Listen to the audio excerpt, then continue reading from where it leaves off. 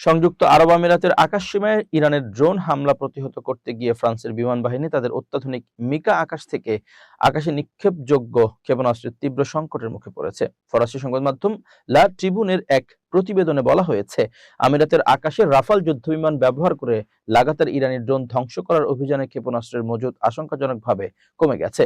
অভিযানের এই উচ্চ গতির কারণে ফরাসি প্রতিরক্ষা মহলে এখন বড় ধরনের উদ্বেগ তৈরি হয়েছে। প্যারিস এখন কিভাবে চলমান মিশনগুলো সচল রেখে নিজেদের দীর্ঘমেয়াদী সামরিক সক্ষমতা বজায় রাখবে তা নিয়ে নীতি নির্ধারকদের মধ্যে জরুরি আলোচনা শুরু হয়েছে।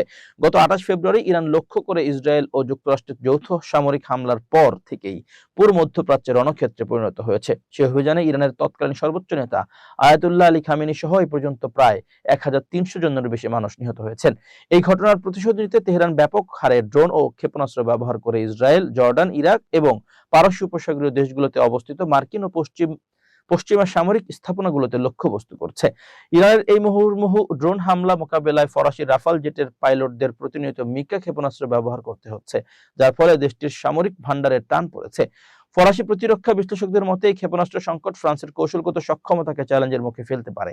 সংযুক্ত আরব আমিরাতের মতো মিত্র দেশগুলোর নিরাপত্তা নিশ্চিত করতে গিয়ে ফ্রান্সকে তাদের নিজস্ব মজুদ থেকে বড় একটি অংশ ব্যয় করতে হচ্ছে। ইরানি ড্রোনগুলোর পাল্লা ও সংখ্যা দিন দিন বাড়তে থাকায় পরিস্থিতির মোকাবেলা করা কঠিন হয়ে পড়ছে। এই সংঘাত কেবল যুদ্ধের ময়দানে সীমাবদ্ধ নেই, বরং এটি বিশ্ববাজার ও আন্তর্জাতিক বিমান চলাচল ব্যবস্থাতেও বড় ধরনের বিশৃঙ্খলা সৃষ্টি করেছে। এমন অবস্থায় নতুন করে ক্ষেপণাস্ত্র উৎপাদন ও সরবরাহের গতি বাড়ানো না গেলে ফরাসি বাহিনী বড় ধরনের চাপে পড়তে পারে। বর্তমানে পারস্য উপসাগরীয় অঞ্চলে ইরান বিরোধী জোটে ফ্রান্স অন্যতম সক্রিয় সদস্য হিসেবে কাজ করছে। তবে ড্রোন ইন্টারসেপশনের এই ব্যয়বহুল ও দীর্ঘমেয়াদী লড়াইয়ে ক্ষেপণাস্ত্রের ঘাটতি প্যারিসের জন্য একটি বড় কৌশলগত মাথা ব্যথার কারণ হয়ে দাঁড়িয়েছে।